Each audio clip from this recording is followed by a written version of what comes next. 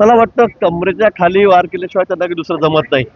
त्यांची अवस्था किती वाईट आहे सर्व महाराष्ट्राला माहीत आहे. त्यामुळे मी त्यांच्या इतक्या खालच्या पातळीवर जाऊ शकत नाही. मला बोलायचं असेल तर मी इतकं बोलू शकतो त्यांच्याबद्दल की त्यांना घराच्या बाहेर निघणं मुश्किल होईल. त्यांना घराच्या बाहेर निघणं मुश्किल होईल. अजूनही सांगतो, त्यांचं आता सगळं संपलेलं आहे. त्यांचं दुकान बंद झालेलं आहे. त्यामुळे ते वाटेल तशी भाषा करतात, वाटेल तशी बरळतात. अख्ख्या महाराष्ट्राला माहिती आहे माझ्याविषयी ते काय बोलतात आणि मी काय आहे हे अख्ख्या महाराष्ट्राला माहित आहे. त्यामुळे मला काही त्यांच्याबद्दल फार टिप्पणी करायची नाही. त्यांनी सांगितलं आमच्याकडे पूर्णपणे पुरावे आहेत.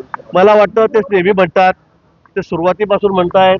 त्यावेळेला माझ्याकडे सीडी आहे का काय, माझ्याकडे हे आहे, माझ्याकडे ते. वारंवार मी त्यांना आव्हान दिलं, माझी ईडी लावा. त्यांचा जावई 2.5 वर्ष 3 वर्ष त्या ठिकाणी जेलमध्ये जाऊन आला. त्यांच्या पत्नींना फक्त जाऊ दिलं नाही आम्ही, महिला म्हणून थोडं लवचिकता त्याच्यामध्ये घेतली. मला वाटतं त्यानंतर त्यांनी काही दाखवायचं, विनाकारण कमरेखालची भाषा करायची, घाणेरडं बोलायचं. स्वतः नंबर 1 तर महाचोर, सगळे धंदे त्यांचे लोकांना माहीत आहे. मी जर त्यांच्याबद्दल काही वाच्यता केली एका गोष्टीची तर मला वाटतं लोक त्यांना बाहेर निघाल्यावर जोड्यानं मारतील. अशी परिस्थिती आहे. मला वाटतं ते ज्येष्ठ आहेत, ते वयाने मोठे आहेत, पण बोलताना तुम्ही माझ्याबरोबर बोला ना. माझ्या कामाबद्दल बोला, माझ्या भ्रष्टाचाराबद्दल बोला आणि जे सत्य तेही बोला. पण काही नसताना फक्त लोकांना काहीतरी भ्रमनिवेश करायचा, काहीतरी लोकांना त्या ठिकाणी खोट्या बातम्या द्यायच्या. माझ्याकडे शिडे म्हणून त्यांनी वारंवार आपल्या समोर, मग मी आपलं सांगेल की वारंवार त्यांनी उल्लेख केला, माझ्याकडे हे, माझ्या कशासाठी असं खोटं बोलतायत, कशासाठी लोकांची दिशाभूल करतायत. आणि म्हणून मला वाटतं काय असेल त्याने दाखवावं. पण मी जर एक गोष्ट सांगितली तर त्यांना लोक बाहेर निघाले तरी जोड्याने मारतील. मी त्यांच्या इतक्या खालच्या पातळीवर जाऊ शकत नाही. मी त्यांच्या इतका मी खालच्या पातळीवर जाऊ शकत नाही. मला कमरे खालच्या सोबत नाही.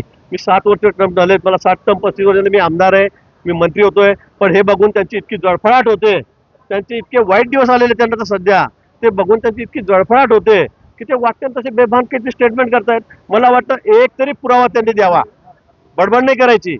एक तरी पुरावा द्यावा कुठेतरी गोष्टीचा.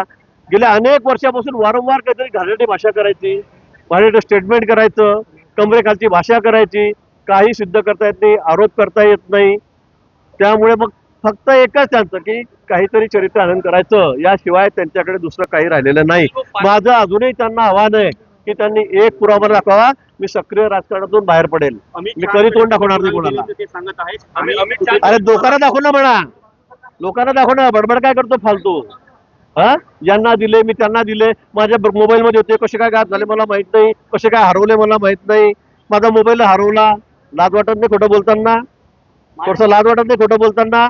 माझं अजूनही आव्हान आहे तुमच्या सगळ्यांच्या समोर, एक पुरावा तरी दाखवावा, एक पुरावा तरी दाखवावा. आणि माझा आता अंत बघू नका. मी जर एका गोष्टीचा खुलासा केला तर खडसे तोंड काळा करूनच बाहेर पडावं गेला आईलपेट लावून पोळाला. मी कमरेखालची भाषा करत नाही. मी इतक्या खालच्या थराचा माणूस नाही, मी इतक्या खालच्या थराचा माणूस नाही. घरातलीच गोष्ट आहे पण मी ती बोलणार नाही. मला बोलायला लावू नका.